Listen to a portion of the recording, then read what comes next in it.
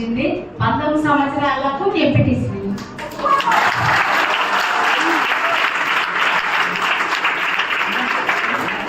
నేను ఓటుకు తిరిగితే అప్పుడు ఆడేమో కూడా ఓట్లు వేస్తారా అని అన్నారు మేడం.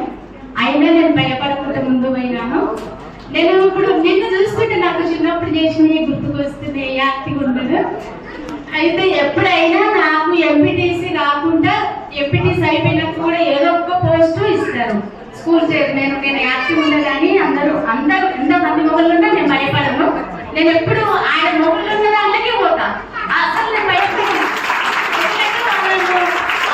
ముఖ్యమంత్రి అయినా పోయి నేను ముందుకు నిలబడతాను మేడం. ఎప్పుడైనా నాకు మా ముదిరాజు సంఘాలలో నేను మండల అధ్యక్షురాలు, రేతపూర్ కేసీఆర్ దగ్గర మండల అధ్యక్షురాలు, స్కూల్ చైర్మన్ 3 సంవత్సరాలు చేసిన, గ్రూపుల అవి 3 సంవత్సరాలు చేసిన అధ్యక్షురాలు.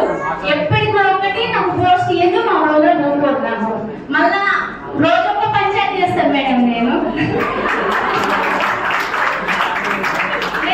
లేచి వరకల్ని ఎవరో భర్త అని వస్తారు, మా భార్య ఇంటి లేదని, మా భార్య అని వస్తుంది, మా ఆవిడ ఇంటి లేదని వచ్చిన కొద్ది కూడా నేను రోజొకటి నాకు అసలు ఆ తీరిక అనేది లేదు. ఇక నేను ఎవరు కూడా భయపడను.